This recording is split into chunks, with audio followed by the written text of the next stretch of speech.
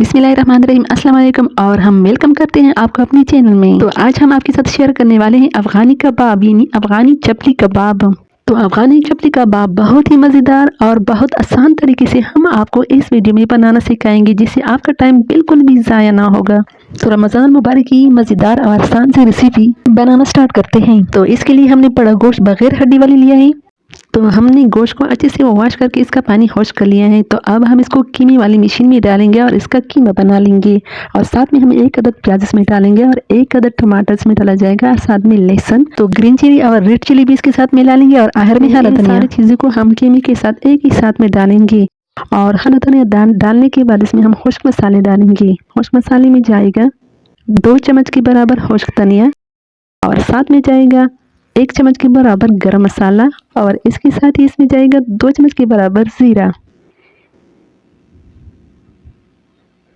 इन सारे अज़ा को मिक्स करने के बाद अब हम इसका कीमा बनाएंगे। तो ये देखिए हमने इसका कीमा बना लिया है। इसको साफ बर्तन में डालकर अच्छे से गूंद लेंगे और साथ में 1 कप के बराबर हम इसमें कॉर्नफ्लोर डालेंगे। अगर आप चाहें तो इसमें घर का आटा भी इस्तेमाल कर सकते हो।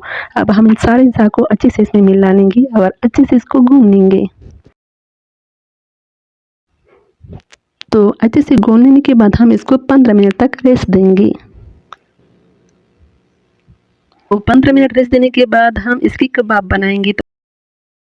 तो कबाब अपने हाथों पर पिलाकर भी बना सकते हो या किसी साफ बर्तन पर रखकर भी बड़ा कर सकते हो। तो ये देखिए हमने इसको अच्छे से पिला लिया है। तो कबाब के लिए हमने टमाटर को गोल शेप में काट ली है और ये टमाटर कबाब के ऊपर रखकर अच्छे से प्रेस कर लेंगे।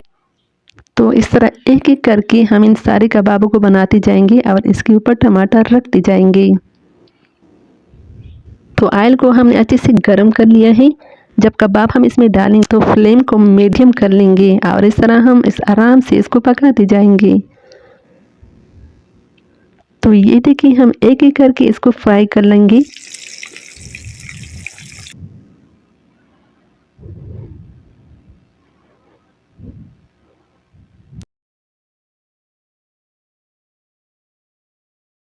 तो ये देखिए हमने बहुत ही आसान तरीके से आपको कबाब बनाने का तरीका सिखाया। तो रमज़ान मुबारक में ये बेहतरीन रेसिपी बनाकर अपने अफ्तार टाइम को इजी बनाओ। तो इसके साथ ही हम इसके साथ ग्रीन चिली भी फ्राई कर लेंगे। तो ग्रीन चिली कबाब के साथ मिलाकर खाने का मज़ा बढ़ाएं। तो अफ़गानी चपली कबाब खाने में बहुत ही मज़ेदार और टेस्टी होते हैं। जब आप एक दफ़ा इसको चेक कर लेंगे तो इंशाल्लाह आप इसकी बार बार फरमाइश करेंगी। तो मुझे उम्मीद है कि आपको हमारी रेसिपी अच्छी लगी हुई। अगर अच्छी लगी हो तो हमारे चैनल को लाइक, सब्सक्राइब और अपने दोस्तों के साथ शेयर ज़रूर कर लेना, क्योंकि आप लोगों की लाइक से हमें हौसला मिलता है और आप लोगों की तरफ से हमें इनाम मिलता है। तो इंशाल्लाह हम फिर हाज़िर हुए एक नई रेसिपी के साथ। तो अपना बहुत सारा रहे और साथ में दूसरों का भी ख्याल रखिए और हमारी वीडियो देखने का बहुत बहुत शुक्रिया।